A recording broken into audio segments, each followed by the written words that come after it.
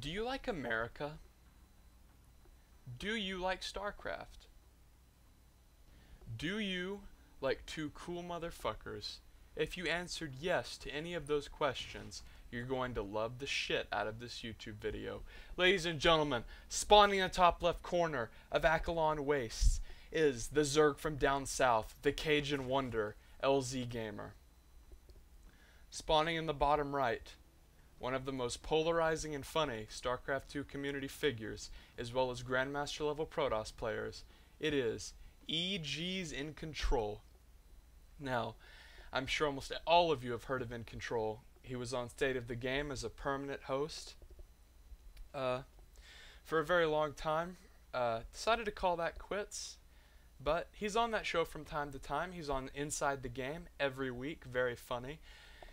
He also casts and plays at a Grandmaster level, so we had a true badass down here in the bottom right position, guys, playing Blue Protoss. I've also met him, very, very cool guy.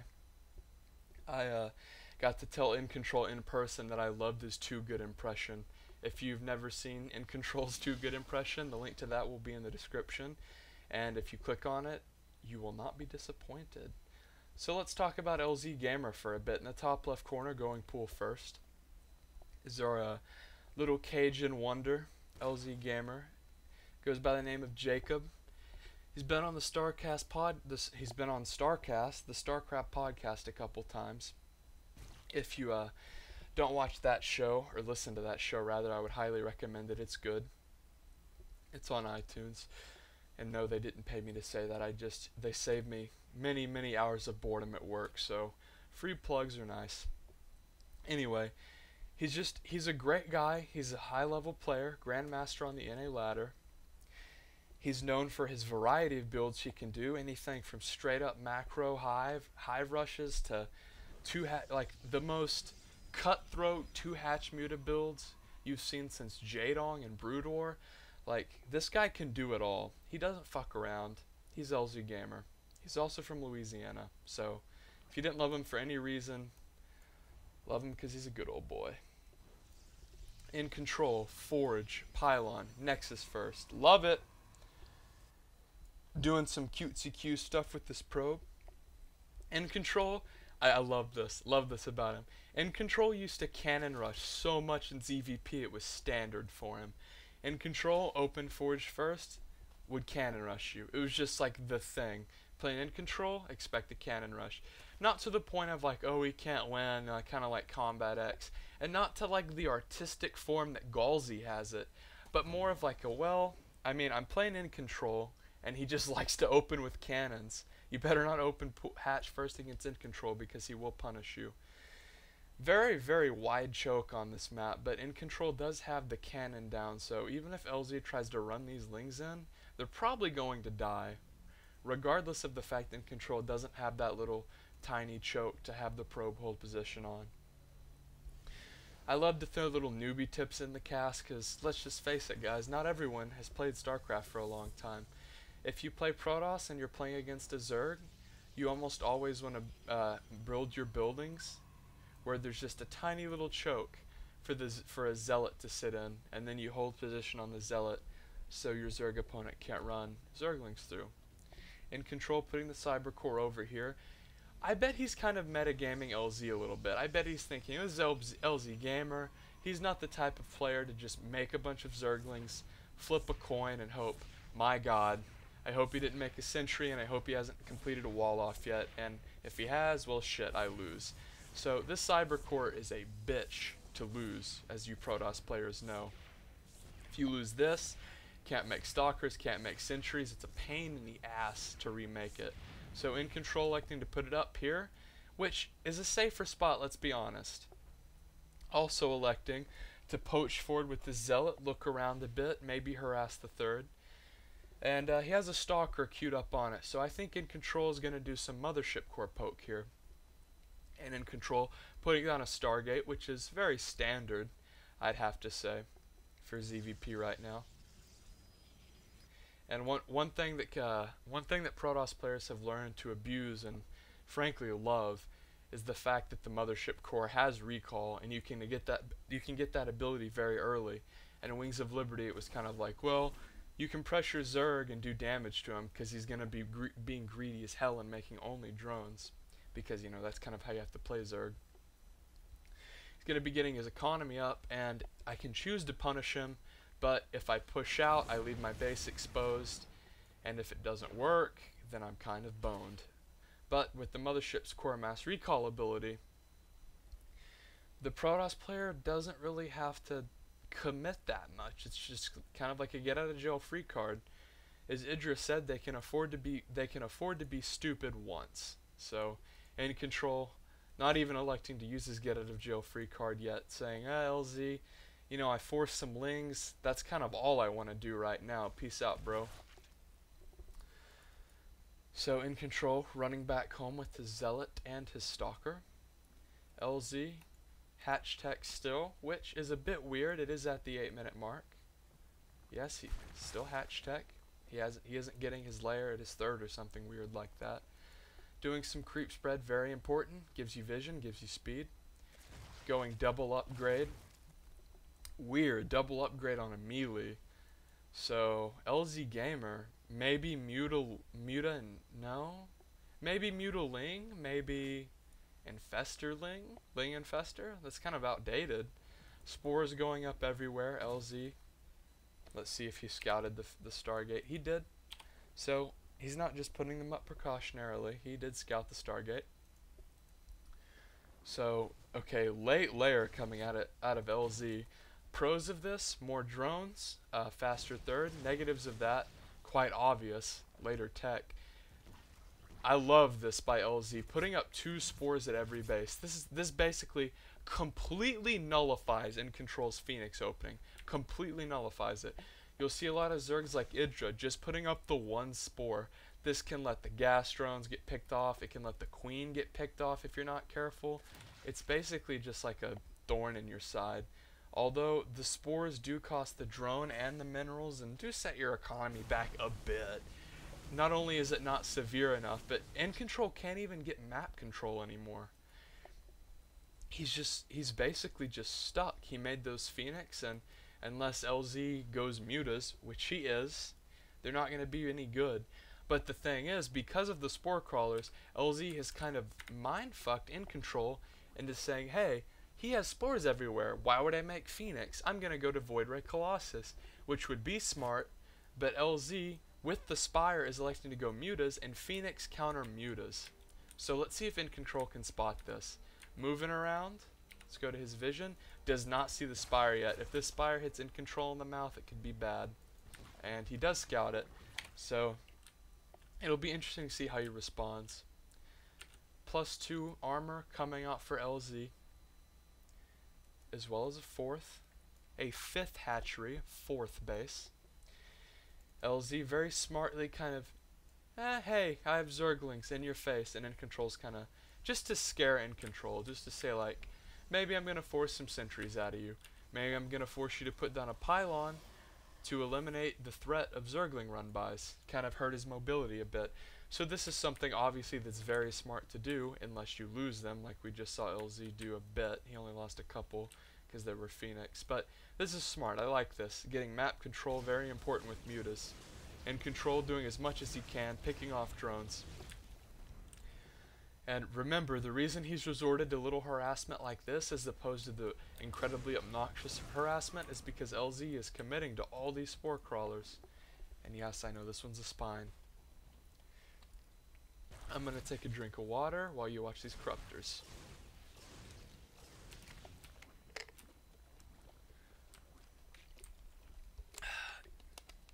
$13 Mutalisks on the way for LzGamer, as well as +1 attack.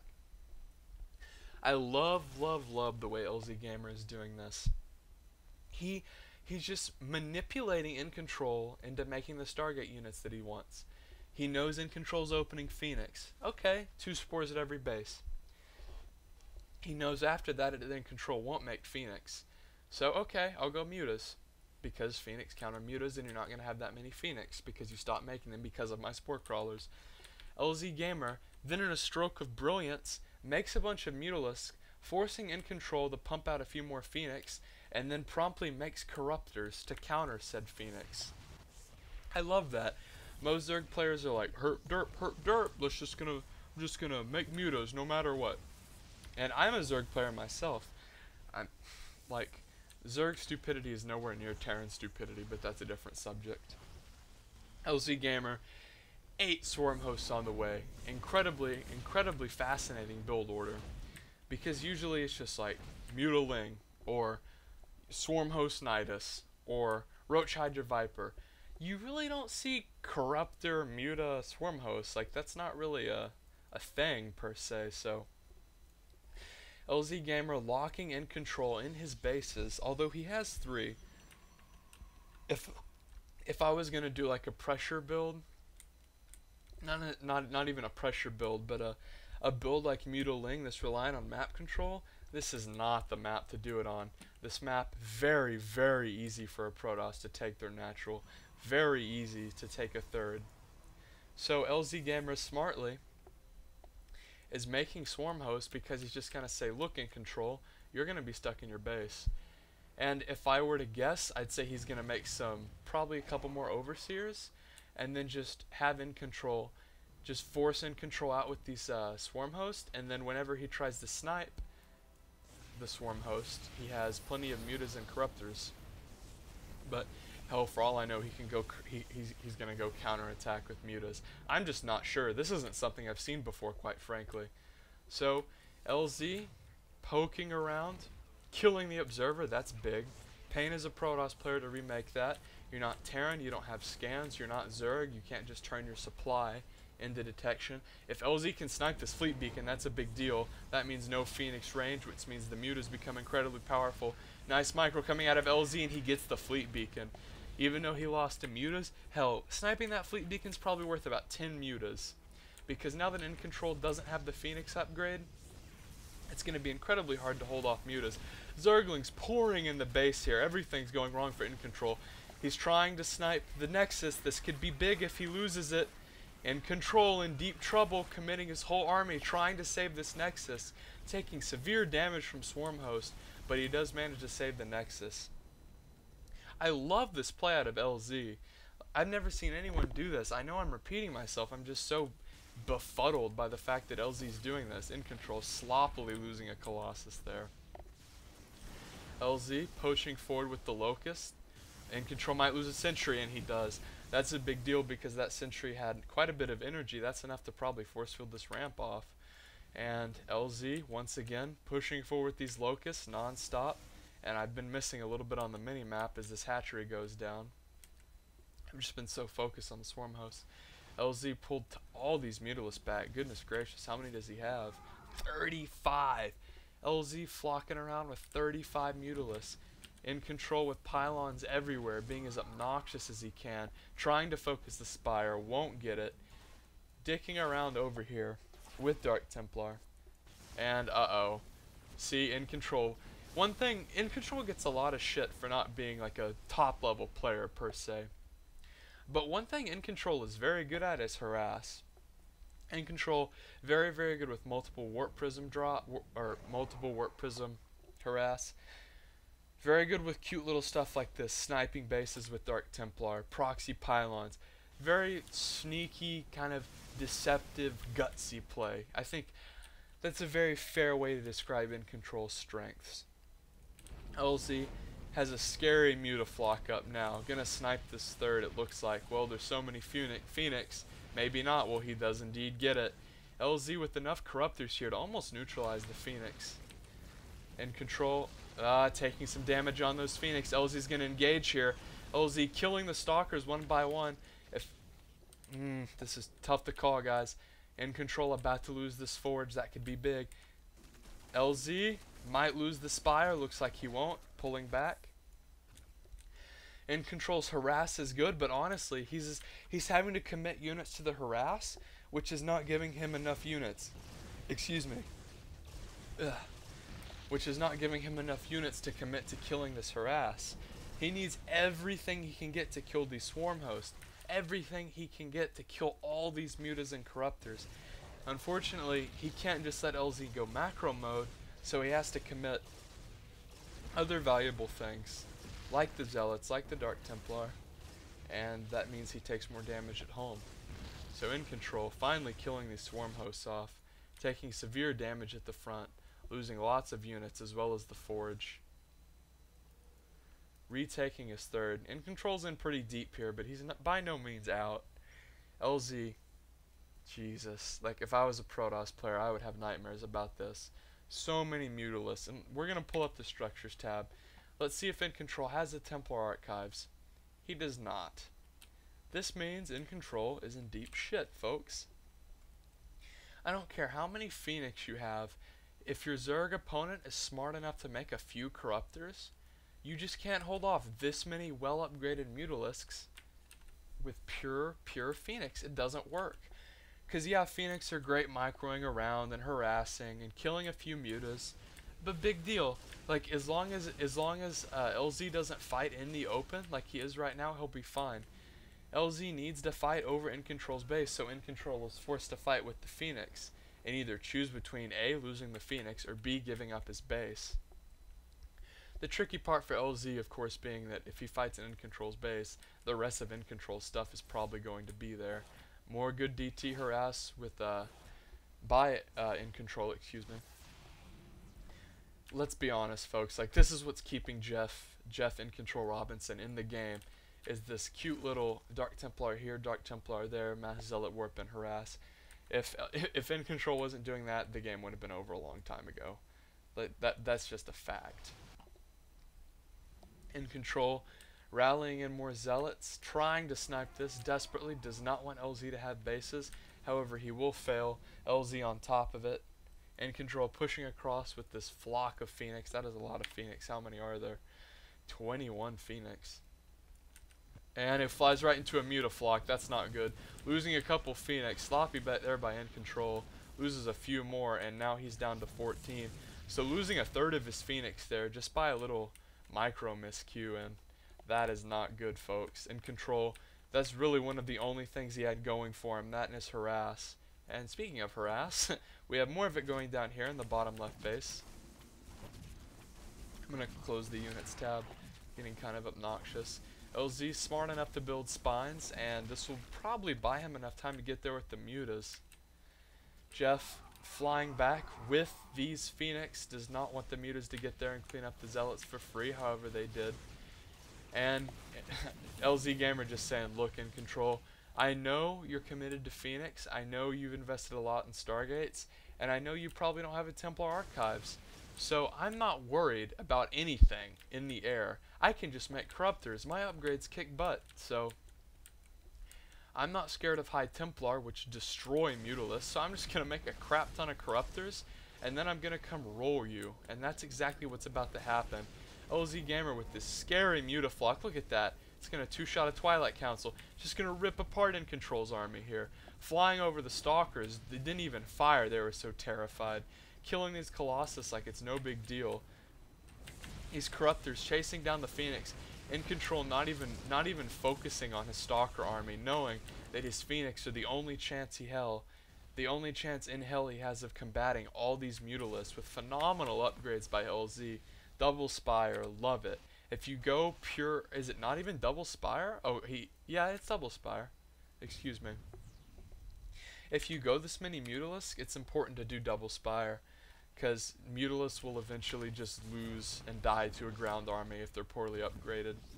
Especially like a bunch of 3-0, like 3 attack, 2 defense Stalkers, like 2-0 mutas will just melt to that. So style we saw Lenok do a lot in like 2011, Double Spire, but it was against Terran. I love this by LZ, his 1 Spire, tons of drones, what he did to manipulate In Control Stargate play, just strokes of brilliance we haven't really seen, to be honest with you. Mostly we just see stubborn Zergs go Roach Hydra Viper or Mutaling. This is not only innovative, but very clever. I'm a fan of clever play. This is like something you would see Nest T do, just straight out of like the Nest T book of I'm going to outthink and outsmart you, rather than beat you with mechanics. And LZ, Broodlord's on the way, cancels them, but it doesn't matter. This game is basically over, folks. In Control's natural is being ravaged. However, EGincontrol does have High Templar. I didn't even notice him get that up. These storms could be huge. These corruptors are very heavily damaged, so EGincontrol, oh, that's bad. LzGamer, if he flies into these storms and throws away all these mutas, he could still lose this, but God, those would have to be some miracle storms. And we'll pull up the units tab. EGincontrol has lost all the High Templar, so the storms for EGincontrol were good. However, with Broodlords up, it's not good enough. EGincontrol calls it, and a phenomenal macro game there by LzGamer, showing us some innovative ZvP action, tricky mind games, and I can say I'm a fan of the Zerg Air. Not something you see every day. So that was it for the cast, guys. I am Phil Steppen, and that's it. Subscribe if you liked it. Comment. Both of these players' Twitters will be in the description, and I'll catch you later.